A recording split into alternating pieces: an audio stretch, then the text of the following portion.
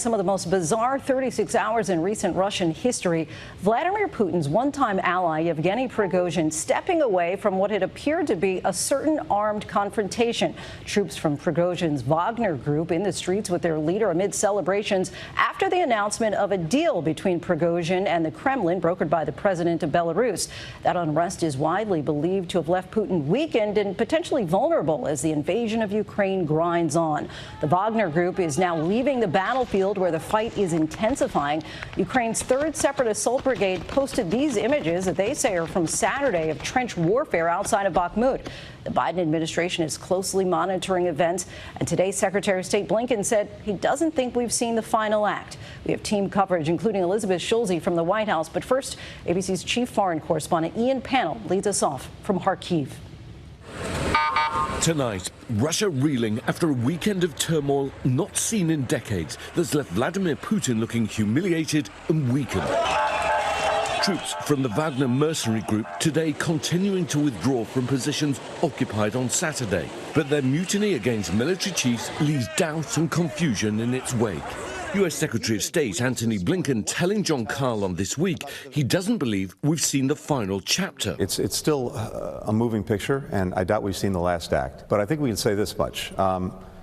First, we've seen some very serious cracks emerge. Historically, Prigozhin's been a long-time Putin ally, taking his armed mercenaries around the world, fighting and securing business interests for Russia and himself. Most recently, they were instrumental on the front lines in parts of Ukraine, where they were accused of terrible war crimes. But his relationship with Russia's senior military leadership broke down to the point where he suddenly declared an armed revolt. 10:15 p.m. Friday. Prigozhin announces his troops started a march of justice, crossing the border back into Russia. Yesterday, 7:30 a.m., Prigozhin says they've taken the HQ of the southern military district in Rostov-on-Don, controlling military facilities and a military airfield. Mama. Around noon, information on fighting around Voronezh appeared. Around 3:30 p.m., a column of Wagner fighters were noticed near Lipetsk, roughly 220 miles south of Moscow. But then suddenly at 8:29 p.m., Prigozhin announces he's turning back, 120 miles from the capital.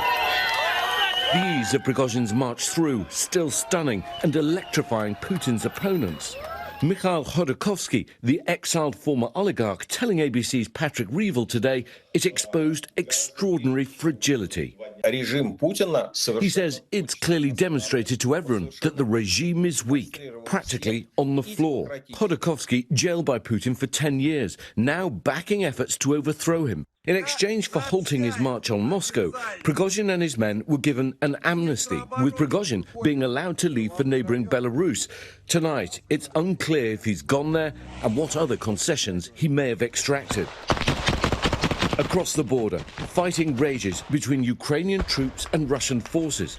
This video was filmed yesterday, according to Ukraine's 3rd Assault Brigade, who say it shows an advance on Russian positions around Bakhmut in the east. At one point, a grenade landing in the trench, injuring a Ukrainian soldier. Every inch, every mile, now heavily fought over. And on the southern front, around Zaporizhia, special forces soldiers in action, trying to push Putin's men back. Officer Ryan saying the more we hear that the Russians have conflicts, the more it raises our fighting spirit.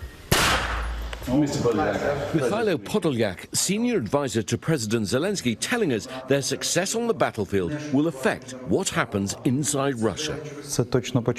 Podolyak saying the more defeats we inflict on Russia, the faster the end will come to Russia as it is now. As if the stakes weren't already high enough, and Ian Pannell joins us now. Ian, we're now hearing that Putin has completed preparations to potentially blow up Ukraine's Zaporizhia nuclear power plant. Yeah, I mean, that's right. The head of Ukraine's military intelligence agency, Krilo Budanov, saying that Russia has completed preparations to potentially blow up that plant. Budanov telling the UK's New Statesman magazine the plan to stage a, quote, terrorist attack is now, quote, fully worked out and approved. Of course, this is something the Russians have denied in the past. But now he says it only awaits a final order, and never has the situation been so serious as now. Lindsay? So much uncertainty. Ian, thank you. Now let's bring in ABC's Elizabeth Schulze, who joins us from the White House. Elizabeth, President Biden continues to monitor the situation. What's the latest from the White House?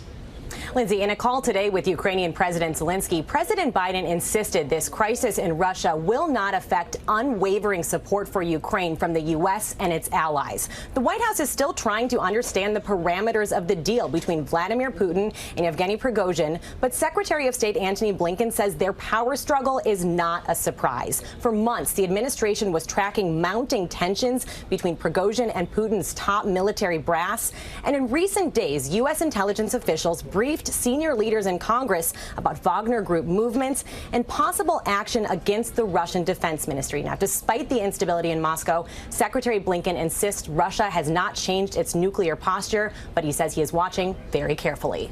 Lindsay. And as he says, not the final act. Elizabeth.